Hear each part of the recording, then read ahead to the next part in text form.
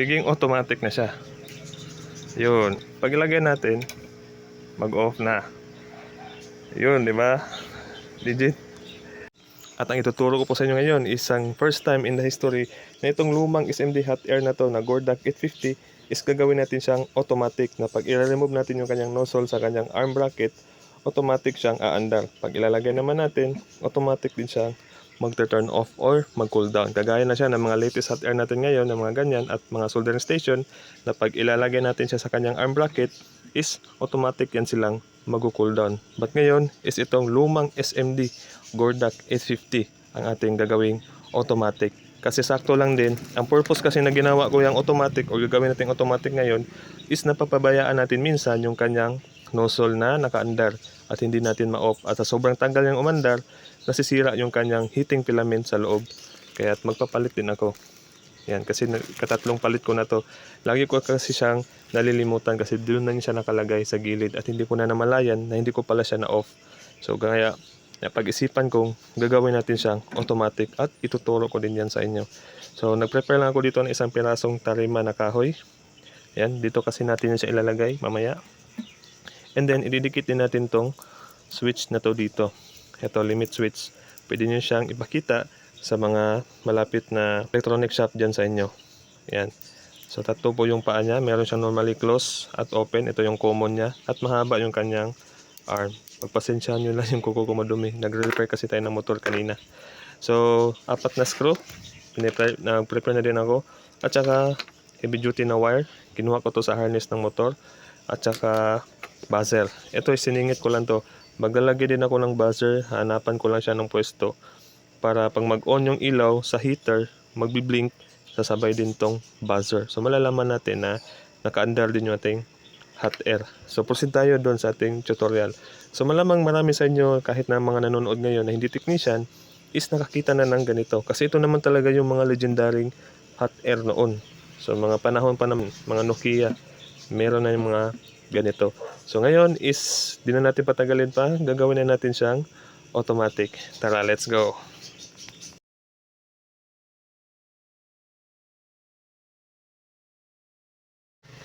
Yan po, at ang una natin gagawin is kakalasin natin yung kanyang frame. So tatanggalin muna natin yung kanyang takip at ipopost ko lang po muna para madali lang yung ating video. Ayan na po, so dandahan natin iangat. Okay, so ito yung screw para sa dito sa dalawang bracket niya, then 4 sa bawat gilid. Ito po yung laman niya, so ligpit lang muna natin to. Ayan. So, ang gagawin natin, una, is papalitan ko muna siya ng kanyang nozzle. So, madali lang naman to. Pero kailangan talagang kalasin itong buong frame niya or yung takip. Kasi hindi naman pwede sa labas lang tayo tatanggal. So, wait lang. Okay, so nakita ko na ito is ground. Ayan, ito yung dati kong kinonect. Dito yan siya nakakonect sa screw.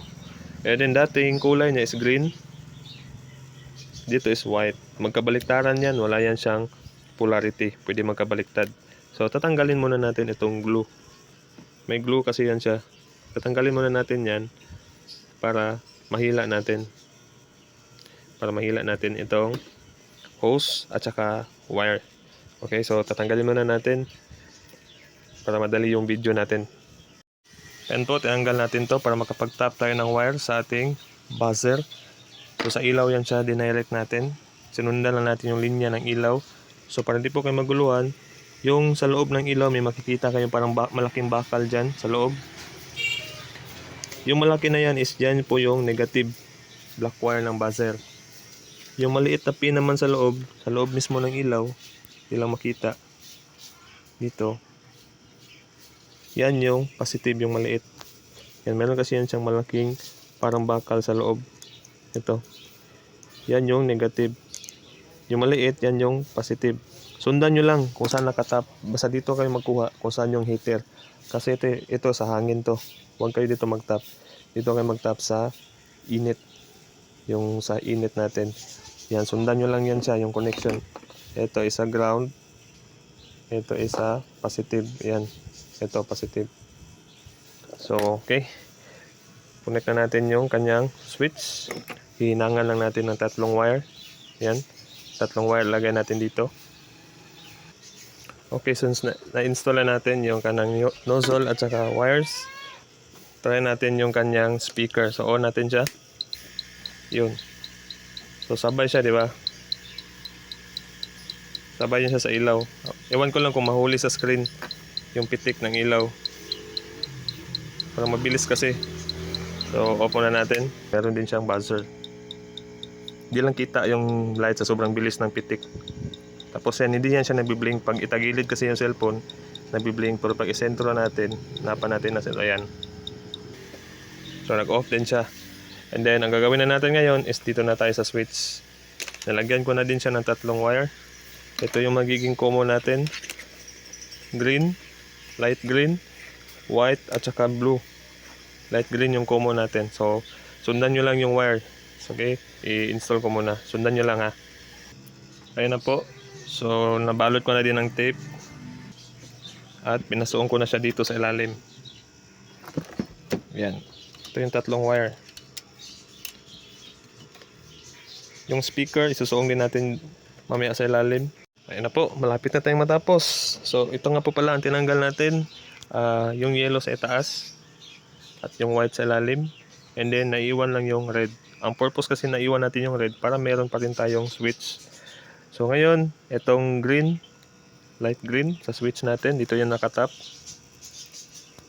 Yan o, sa gilid. Yung light green is, i-connect natin siya sa ilalim ng switch. Ito, sa ilalim. Yan, dyan natin siya ilalagay. Yun. Kasi, pag on natin dito, papasok yung kuryente, papunta dito.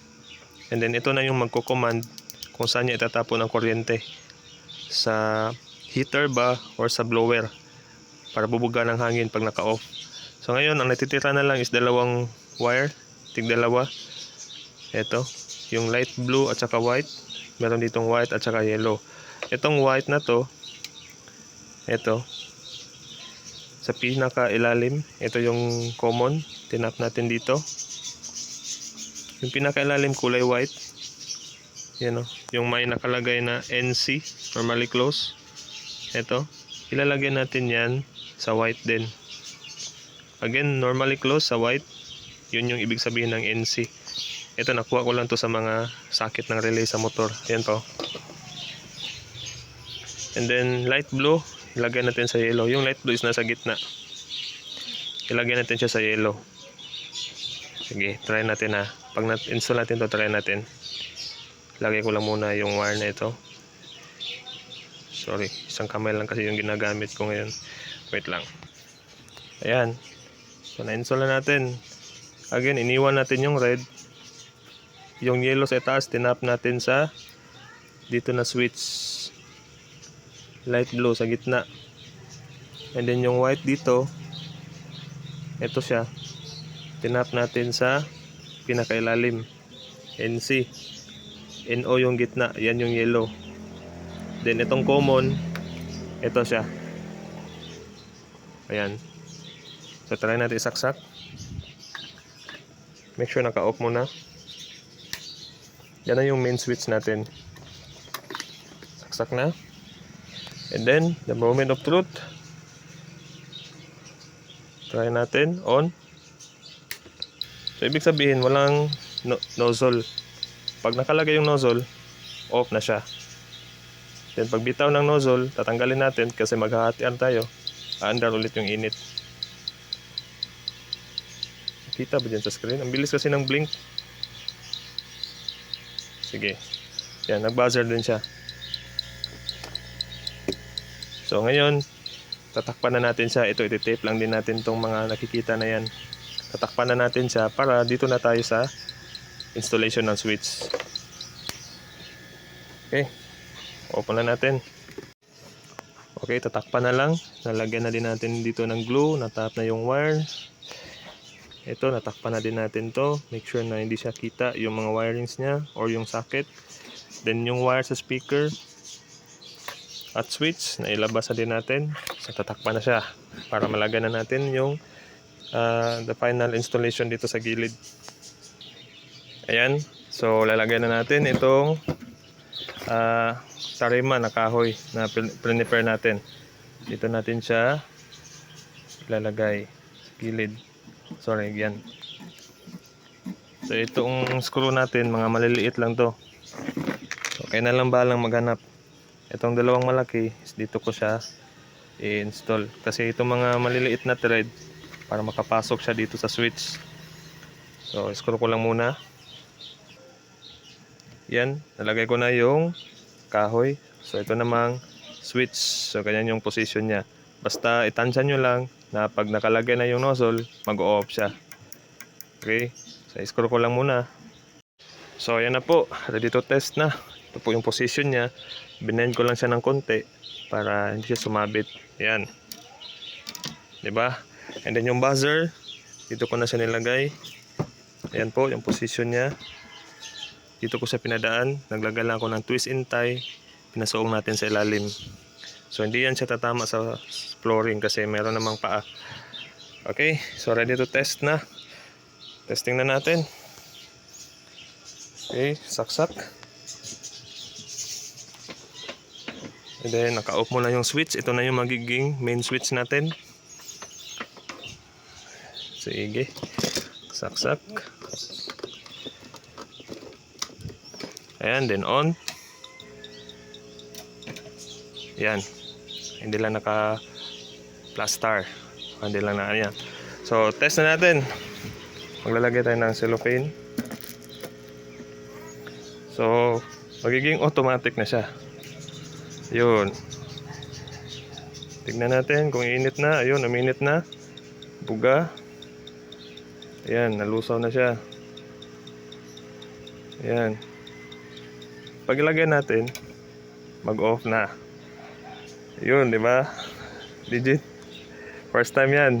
Tapos maririnig natin yung buzzer. Pero yung ilaw kasi dito sa screen hindi ko makita, pero may ilaw siya. Sabay siya sa ganun pa rin, meron pa rin blink yung ating heater. Yan, oh. Diba? Lagay. And then kuha. And then lagay. So nagiging automatic na siya. So kung mayroon kang natutunan dito sa video tutorial natin ngayon, please do subscribe. Ricky Neutron nga po pala sa YouTube, and Google Map location ko po is Ricky Neutron dito po sa Toril, Davao City. So shoutout sa inyo lahat sa mga nanonood. So yan, naging high-end na yung ating Gordak SMD 850 o kahit yung ibang hot air na may mga ganito, sundan nyo lang yung step nya. So again, yan o, nakakatuwa. Pag kunin natin, yun, pagilagay natin, diba? So thanks for watching again, and please mag-comment lang kayo, attendance.